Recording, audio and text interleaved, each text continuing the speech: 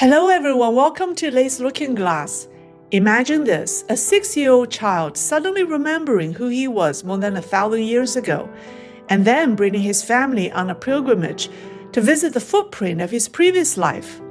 This child is Prince Nawang Jagme Jaktan Wangchuk, born on June 23, 2013, into the royal family of Bhutan, the grandson of the 4th king and the son of Princess Sonam Dechang Wangchuk. Around the age of 3, the little prince began telling his family that he had practiced cultivation in many monasteries across Tibet. He described the paths, the directions, the rooms, all as if he had walked them himself. Soon after, he was recognized as the reincarnation of the great 8th century translator Vairotsana, a master who brought tantric teachings from India to Tibet and translated countless scriptures. In June 2019, when the prince was 6 years old, he traveled with the queen mother, his brother, and a film crew to retrace the route of his past life from more than a millennium ago. They flew from Paro to Kathmandu and arrived in Lhasa on June 7th. The moment he pulled the car window curtain open, he said softly, "It's changed too much. I don't recognize it anymore." Right then, a golden rainbow stretched across the sky. He pointed to its far end and said, "That's where one of my meditation caves is." On June 10th, they visited Chempu, a legendary complex of 108 meditation caves and hidden treasures. The first stop was the cave of a close attendant of Guru Rinpoche, Vairotsana's master in that life. When the cave keeper learned who the child was, he fell to his knees in tears, begging for a blessing. Then they reached the cave where Vairotsana himself once meditated. The boy walked the path like someone returning home. The moment he reached the statue, he dropped to his knees and cried uncontrollably. For a while, he refused to be filmed. Through his tears, he whispered, "It's me. I'm Vairotsana." Everyone around him was moved to tears. Later, the boy said, "To be able to return here, this is immeasurable blessing and karmic fortune." Next, they visited Samye Monastery, Tibet's first monastery with a complete monastic system, designed like a mandala. Without looking at any signs, he pointed out where Vairotsana's seat used to be, and where the 1st, 2nd, and 3rd translation colleges once stood. Pointing to the statue of Guru Rinpoche, he said, "That is my master." He even joked that he graduated at age 5, but continued studying until he was 51, a detail that matches historical records perfectly. He recited the 3-tier translation system, explained how the college moved over time, and identified each site with pinpoint accuracy. Throughout the journey, he kept mentioning his favorite meditation spot, hidden behind a certain mountain. "We must go tomorrow," he insisted. "Absolutely must."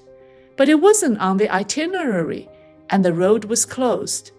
He held back tears all day, but once they returned to the hotel, he cried for a full hour. It became the only regret of his pilgrimage. In Tibetan Buddhism, reincarnated child lamas have been part of the religious institution for more than 1,000 years. A highly accomplished lama can choose his next life to continue his spiritual journey and carries vivid memories of the past lives. Stories like the Bhutanese prince are not isolated miracles. Across the Himalayas, memories of past lives live in ways that are sometimes gentle and sometimes world-shattering. And that brings us to another child, born not in a Bhutanese palace, but in a quiet valley of eastern Tibet nearly a century earlier, whose past life was clear and unmistakable, yet whose next reincarnation remains an unsolved mystery to this day. Our story now shifts to Dega, a quiet valley surrounded by mountains and rivers, in today's Ganzi Tibetan Autonomous Prefecture of Sichuan. Historically, This was the land of the Dega royal family, deeply connected to the Kargu school of Tibetan Buddhism. In the summer of 1924, the princess of Dega pitched a tent by the Jingsha River to give birth. Why a tent instead of the comfort of her palace? Because several high lamas had already told her, "The child you are carrying is no ordinary baby. He is the return of a great bodhisattva." She wanted a quiet, sacred place to welcome him to the world.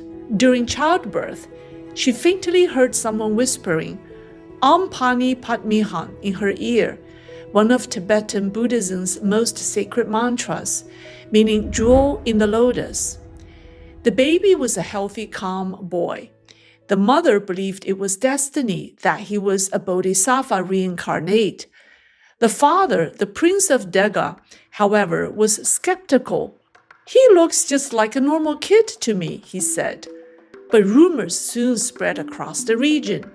The 16th Karmapa has been born. So who is Karmapa? Before we continue, a little background information. Painless, I promise. Tibetan Buddhism has 4 major schools: Nyingma, Sakya, Kargu, and Getlug, known more casually as the red, flower, white, and yellow schools. Each school only searches for the reincarnations of its own lineage holders. Ordinary monks may have past life memories, but no one is required to search for them. The leader of the Kargu school is called the Karmapa, who is central to this story. In 1922, 2 years before the Dega princess gave birth, the 15th Karmapa passed away at the Tsorpu Monastery. He had reincarnated 15 times over 800 years and wished to continue his spiritual journey for a 16th.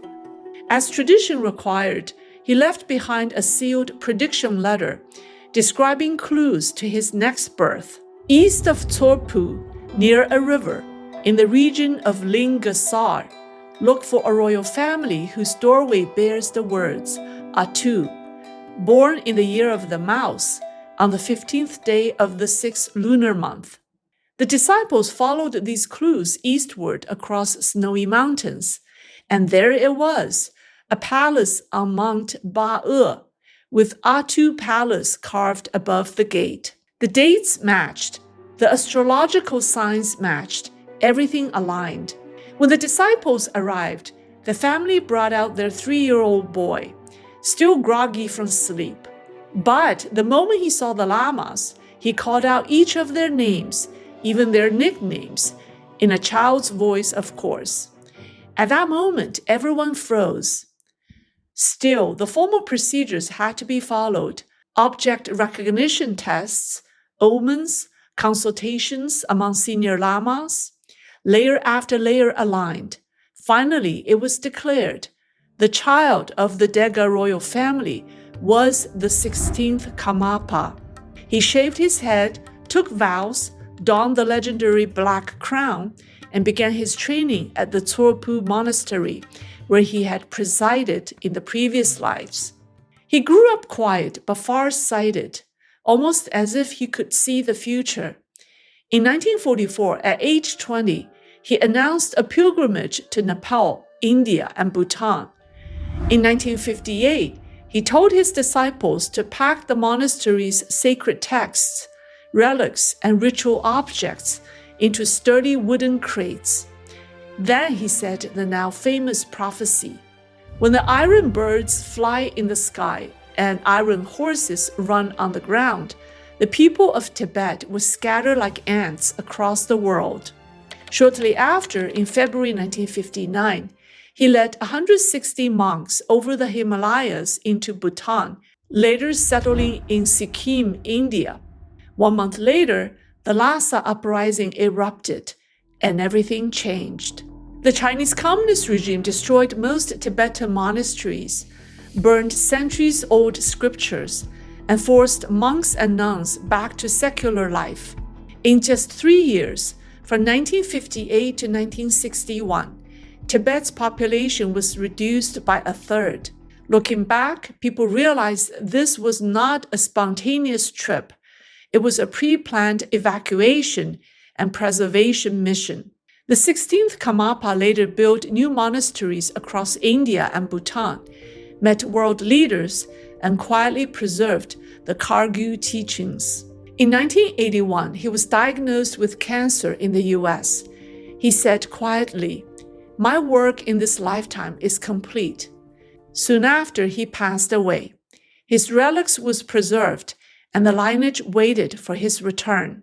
And this is where the trouble began. In the secret letter he left behind, he gave no clues about his reincarnation. In fact, he didn't even mention reincarnation. Without the clues, his disciples' search for the 17th Karmapa became mission impossible.